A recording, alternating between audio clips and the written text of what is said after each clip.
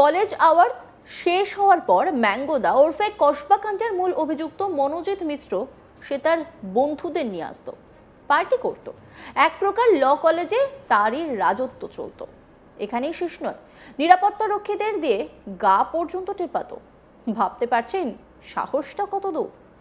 এখানে নিরাপত্তা রক্ষীদেরও কিছু করার ছিল না। ভয়ের চোটে তারাও গা হাত পা টিপতে বাধ্য হতেন। বিষয়টা এইরকম হয়ে দাঁড়িয়েছিল, মনোজিৎকে কোনো কিছুতে না বলার অর্থ আবার মারধর খাওয়া, আর না হলে চাকরি হারানো। এখানেই শেষ নয়, ইউনিয়ন রুমে থাকতো হকি স্টিক। মনোজিৎ কাণ্ডে যে নিরাপত্তা রক্ষী পিনাকি ব্যানার্জি গ্রেপ্তার হয়েছেন, তাকে যে সংস্থা কাজ দিয়েছিল সেই সংস্থার তরফে এই বয়ান দেওয়া হয়েছে।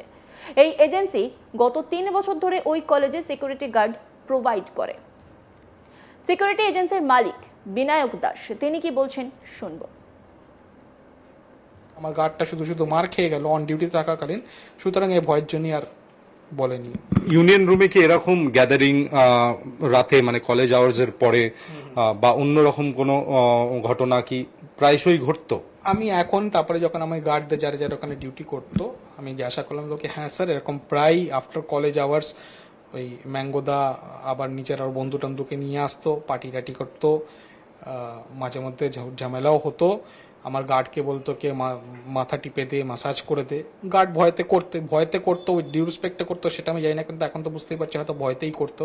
কেন কি ওনাকে ডিনাই করা মানে আবার মার চড় থাপ্পড় খাওয়া, নতবা চাকরির থেকে হাত দেওয়া।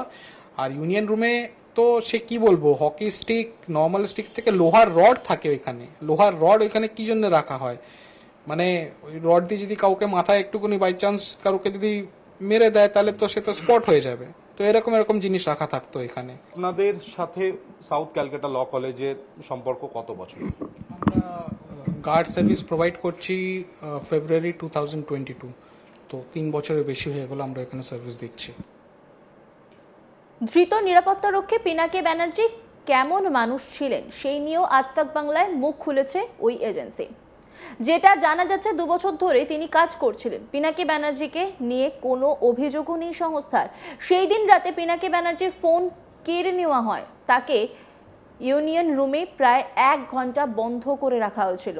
তাকে মেন গেট খুলে দিতে বলে। এখন প্রশ্ন হলো, পিনাকি ব্যানার্জি কাউকে তাহলে কিছু জানালেন না কেন? ওই এজেন্সির তরফে বলা হয় পিনাকি ব্যানার্জি প্রথমে বোঝেননি বিষয়টা এত বড় হতে পারে, কারণ এর আগেও দরজা খুলতে বলে মনোজিৎ, আর তা না খোলায় যে গার্ড ডিউটি করছিলেন তাকে মারধর করে। মনোজিতের বিরুদ্ধে কোনো অ্যাকশন নেওয়া হয়নি, বরং টাকা দিয়ে মুখ বন্ধ করার চেষ্টা হয়। সিকিউরিটি এজেন্সির মালিক বিনায়ক দাস ঠিক কি বলেছেন শুনবো। আপনাদের একজন সিকিউরিটি গার্ডকে গ্রেফতার করা হয়েছে, পিনাকি ব্যানার্জি তার নাম। তিনি কেমন ধরনের মানুষ ছিলেন যদি একটু বলেন। দেখুন, পিনাকি ব্যানার্জি আমাদের এখানে জয়েন করেছিল প্রবাবলি 2023, মানে 2 বছর ধরে উনি কাজ করছেন। ওনাকে পার্সোনালি আমি রিক্রুট করেছিলাম। দেখুন, দেখে কিন্তু উনি প্রচন্ড ইনোসেন্ট টাইপের একটা মানুষ, নিরীহ টাইপের একটা মানুষ। কম বেতনে উনি চাকরি করছেন। আমার কোনোদিনও কিন্তু মনে হয়নি, যতটা আমার ওনার সঙ্গে ইন্টারাকশন হয়েছে বা যা কথাবার্তা হয়েছে, ওনার ভেতরে কোনো অ্যারোগেন্সি বা এরকম টাইপের কি কোনো এরকম ক্রাইম করতে পারবে আমার দেখে কিন্তু মনে হয়নি। তবে উনি সেদিনকে চুপ ছিলেন কেন? পরবর্তীকালে কোনো কথাবার্তা ওনার সাথে হয়েছে গ্রেফতার হবার আগে? হ্যাঁ, দেখুন, আমিও কিন্তু ইনসিডেন্ট হয়েছে, আমিও কিন্তু ওই 27 তারিখে যখন মিডিয়াতে যখন খবরটা আসলো তখনই জানতে পারলাম। আমি সঙ্গে সঙ্গে আমার সুপারভাইজারকে ফোন করলাম কি ব্যাপার, সেদিন রাত্রিরে কে ছিল। কেন কি ওইখানে কলেজে যারা ডিউটি করতো তারা পার্মানেন্ট কেউ ডিউটি করতো না, আমার রিলিভাররা যেত। আর পিনাকি ব্যানার্জি কিন্তু মাসে 3টে থেকে 4টেই ডিউটি করতো। আর সেই দিন আনফর্চুনেটলি উনারই ডিউটি ছিল। তা আমি যখন পিনাকি বাবুকে যখন জানতে পারলাম, সুপারভাইজার যখন আমাকে বললো এখন পিনাকি ব্যানার্জি ছিল সেদিন রাত্রে ডিউটিতে, আমাকে বললাম কি হয়েছিল সেদিন রাত্রে। তো উনি বললেন কি, স্যার আমার ফোনটা কেড়ে নেওয়া হয়েছিল, কেড়ে নিয়ে আমাকে ইউনিয়ন রুমে বন্ধ করে দেওয়া হয়েছিল মোটামুটি 40 মিনিট 1 ঘন্টা মতন টাইমটা যেটা বললো। দিয়ে তারপরে আমাকে বললো কি গেটটা খুলে দিতে, মেন গেটটা খুলে দিতে। আমি খুলে দিলাম, আমার ফোনটা দিয়ে দিল। তাই আমি বললাম কি এরকম একটা ইনসিডেন্ট হয়ে গেছে, তাই আপনি জানাননি কেন? তা আমাকে বললো কি পিনাকি বাবু, স্যার আমি বুঝতে পারিনি কি জিনিসটা প্রথম কথা এত বড় হয়ে যাবে। আর সেকেন্ড, আজ থেকে 1.5 বছর আগে আমার গার্ড যিনি ডেতে ডিউটি করছিলেন, আফটার কলেজ আওয়ার্স বিকেলের দিকে এই যে অ্যাকিউজ যার নামটা উঠে আসছে মনোজিৎ মিশ্র, মানে আমি তো জানতে পারলাম মিডিয়ার থেকে জানতে পারলাম কি এর নাম মনোজিৎ মিশ্র, ম্যাঙ্গোদা বলে সবাই ডাকতো। এ আফটার কলেজ আওয়ার্স যখন কলেজ বন্ধ ছিল তখন আমার গার্ডকে বলেছিল গেটটা খুলে দিতে, আমার গার্ড খোলেনি, তো গেটটাকে টপকিয়ে এসে আমার গার্ডকে ফিজিক্যাল অ্যাসল্ট করেছে, ওনার কানের এয়ার ড্রামটা মতন ফেটে গেছিল। এবারে ইনসিডেন্টটা হওয়ার পরে সঙ্গে সঙ্গে আমাকে জানায় আর আমার গার্ড আর কলেজ অথরিটিকে জানায়, আর উনি কিন্তু কসবা থানাতেও যান জিডি করার জন্য এই ইনসিডেন্টের জন্য। কিন্তু তারপরেও কিন্তু এই ম্যাঙ্গোদা বা মনোজিৎ মিশ্রর এগেনস্টে কিন্তু কোনো অ্যাকশন নেওয়া হয়নি, বরঞ্চ আমার গার্ডকে কলেজ অথরিটি 1000-2000 টাকা মতন দিয়ে বললো কি আপনি আপনার ট্রিটমেন্টটা করিয়ে দেবেন।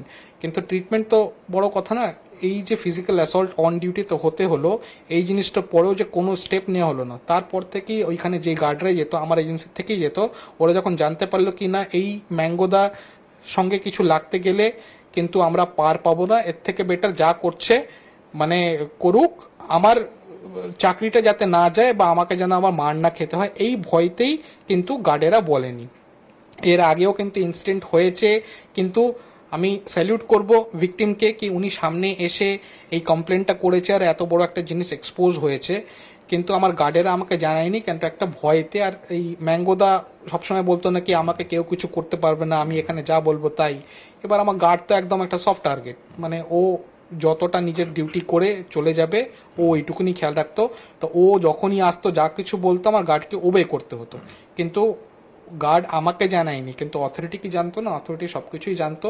কিন্তু তারপরেও ও, যেটা আমি শুনছি কি এরকম ফ্রিলি ঘুরে বেড়াতো, ওর একটা দাপট নিয়ে ঘুরে বেড়াতো, এটা সত্যি। আর এই ভয়ের জন্যই পিনাকি ব্যানার্জি আমাকে জানায়নি, আর উনিও বুঝতে পারেননি কি জিনিসটা এত বড় জিনিসটা হয়ে যাবে। তো এটা ওনার দোষ কি যা হচ্ছে না হচ্ছে উনি ইনফর্ম কেন করেনি, আমাকে না করুক কলেজ অথরিটির সঙ্গে তো সবসময় দেখা হতে করা উচিত ছিল।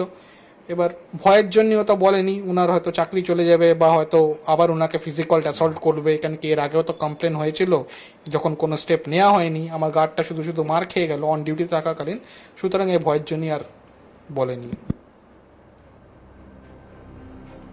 কলেজ আওয়ার্স শেষ হওয়ার পর ম্যাঙ্গোদা ওরফে কসবা কাণ্ডের মূল অভিযুক্ত মনোজিৎ মিশ্র সে তার বন্ধুদের নিয়ে আসতো, পার্টি করতো, এক প্রকার ল কলেজে তারই রাজত্ব চলতো।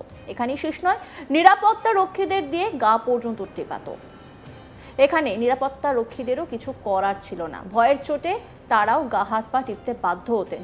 বিষয়টা এই রকম হয়ে দাঁড়িয়েছিল, মনোজিৎকে কোনো কিছুতেই না বলার অর্থ মার খাওয়া অথবা চাকরি হারানো। আর এই গোটা বিষয়টা নিয়েই আমরা কথা বলেছিলাম সিকিউরিটি এজেন্সির মালিকের সঙ্গে। তিনি এই সমস্ত তথ্যগুলো বলেছেন, প্রকাশ্যে এসেছে এই সমস্ত গোপন তথ্য। অন্যান্য খবরের আপডেটের জন্য অবশ্যই নজর রাখুন আজ তাক বাংলার ইউটিউব স্ট্রিমিংয়ে। লাইক, কমেন্ট, শেয়ার এবং সাবস্ক্রাইব করতে ভুলবেন না।